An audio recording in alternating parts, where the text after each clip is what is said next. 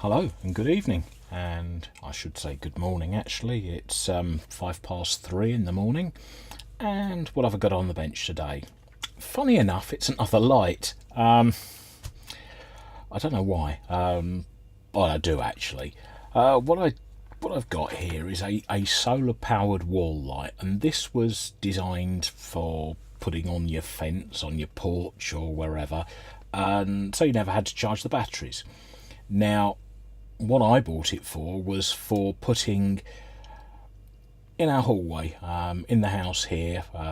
If I go out of the room that way, it goes to our hallway, and sort of directly to my right is the stairs. Now, what I had done is I had got the lamp sitting on the windowsill, so that as you walk towards the stairs, the light would come on, and you didn't have to go all the way down to the hallway to put the light on just to go upstairs to go to bed or whatever. And it turned out it was quite a useful thing. Now, this wasn't the original one I bought there. The one I did buy was one of those bar lights. You must have seen them on eBay and on various other sites, designed for going in drawers. The only problem with the larger ones is they draw a lot of current, and the batteries go flat within sort of a couple of days, because of the amount of current they draw, running off AAA's. So I got this one, which was a solar powered one. I thought, yeah, great, this would be brilliant, it would work really well. Unfortunately, it works really well, and the battery goes dead, and it goes dead a little bit too quickly. So what I was going to do tonight was I was going to take it apart, and I was going to see if I could limit the current to the panel of LEDs, and basically make the battery last longer, or whether it was better to change the battery out for something that was slightly bigger. So that's what I've got planned for this. So I think the first thing to do is to turn it over, and it's got two Phillips head screws. Let's see if my standard screwdriver is the... Just bend the top bracket down slightly. Okay, so what do we have in here? Right, we have a little circuit board connected to the solar panel. Sorry, this is connected to the LEDs. This is the solar panel, and we have what looks like an 18650. Now, if I can pop this out, let's just see if it is 18650 or whether it's a jumble of cells. Nope, it looks like a standard 18650, but it's not particularly heavy, and yeah, the shrink wrapping on there doesn't look particularly good. So yeah, okay, I suppose the first thing I should check is to see what the voltage coming off the solar panel is. Now, as you see, the meter is set up on volts DC, and what's the easiest way of doing this? Just putting it across the panel. So I take it that's the earth side, looking at that, and that's the ground side. I'm currently showing 4 volts, but I don't know if that's the voltage from the battery or whether that's the voltage from the panel. Yeah, so I've got the thing apart, and they actually put the battery on a plug, which is really nice. Here is the standard passive infrared sensor, and just looking at the board, you've got the solar panel at the top end here, you've got the LED panel here, and this is the standard passive infrared control chip. And as you see, it's a pretty standard circuit. It gives you very few components to actually run the passive infrared. So what we're going to do, let me just grab the soldering iron and clean the tip, and if I pop the positive wire off like that, that's all I need to take off. And let's see if I can do it this way round. Yeah, I should be able to. Right, so if I put that there like that, I should be able to get the meter. Now, if I point this at my bright lights, in fact, let's just make sure that we're still on the camera, or at least, you know, one of them. Yep, so we can see what's going on there. Let's move the phone out the way because I don't need that anymore.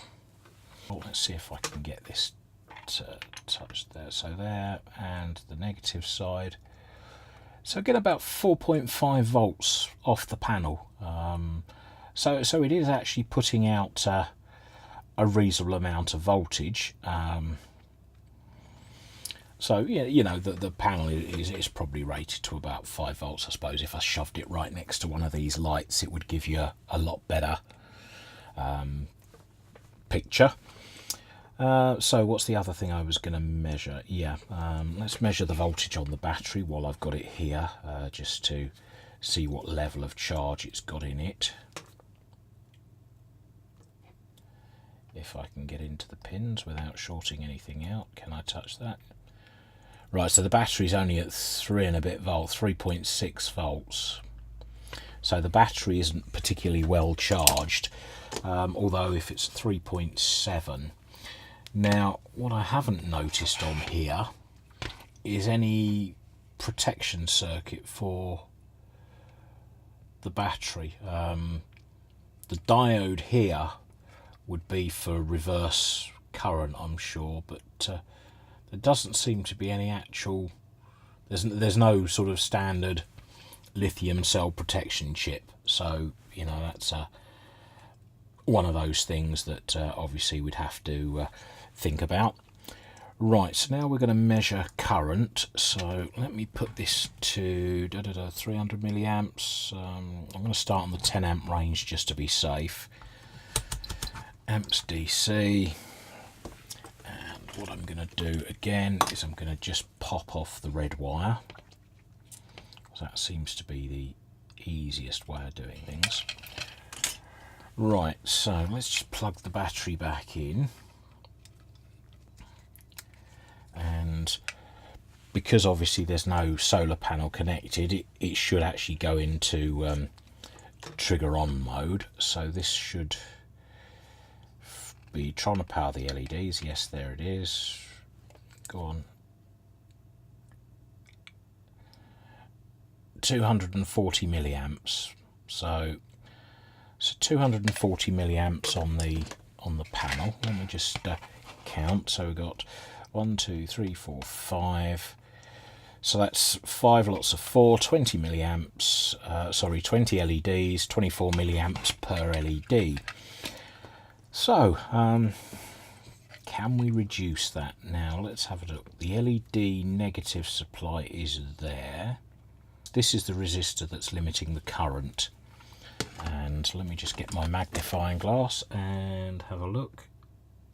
It's a 103, so it's a 10k resistor. Now if I wanted to reduce the current, I could go up to a 20k, I suppose. I would have to find my 20k resistors, but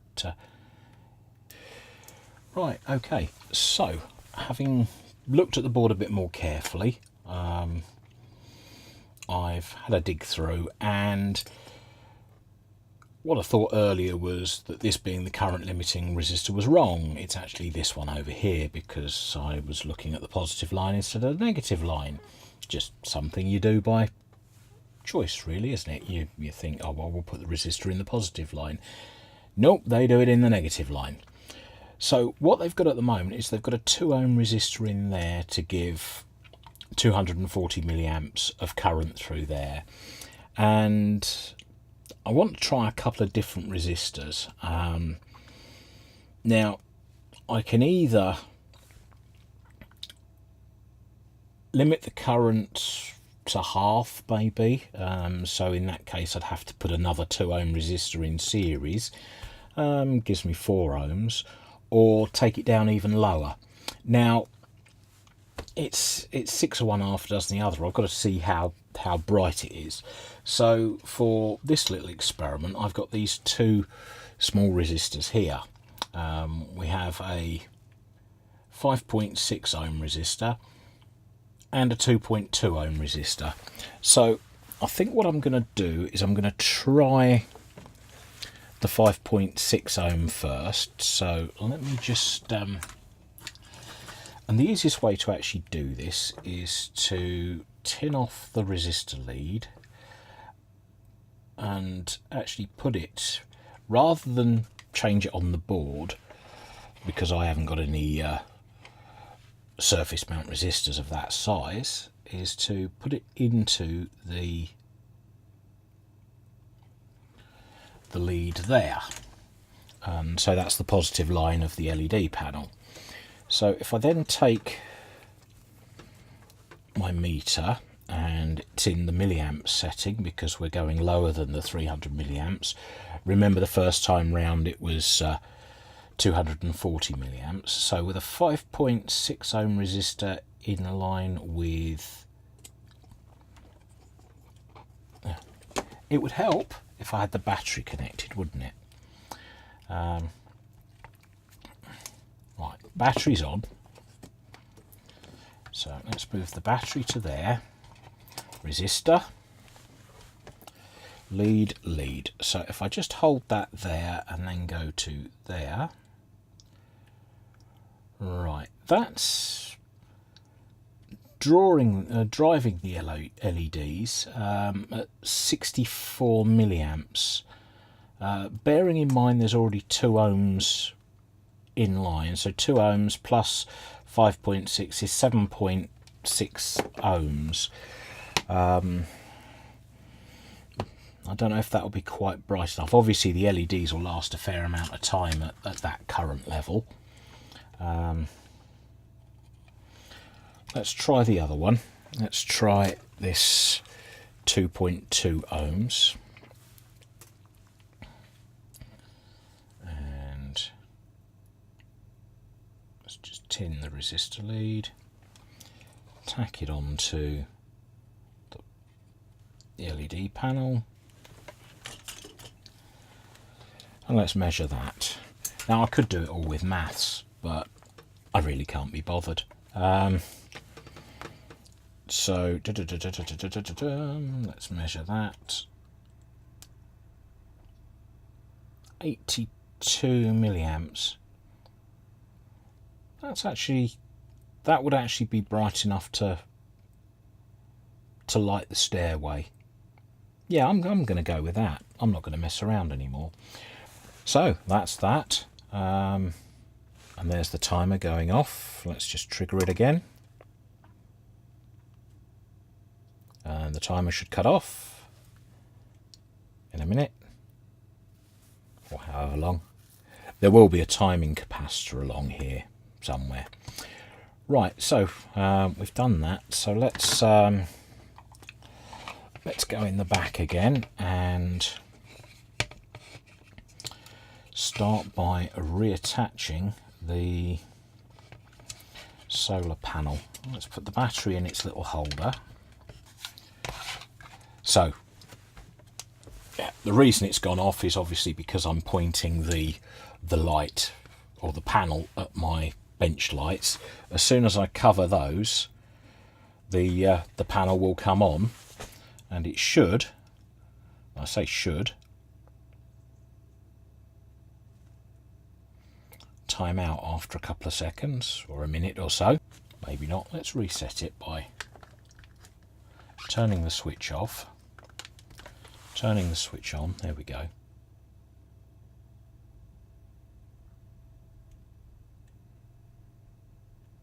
It's probably actually detecting me.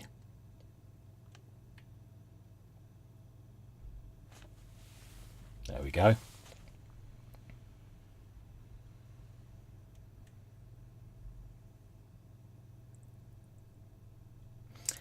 I'd say that was fully working.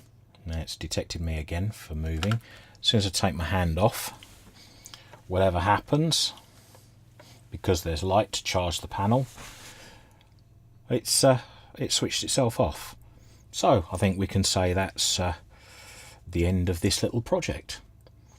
Thanks very much for watching, and hopefully you've enjoyed this, even though it's been a bit of messing around. And we'll see you again soon. Thanks very much. Bye for now.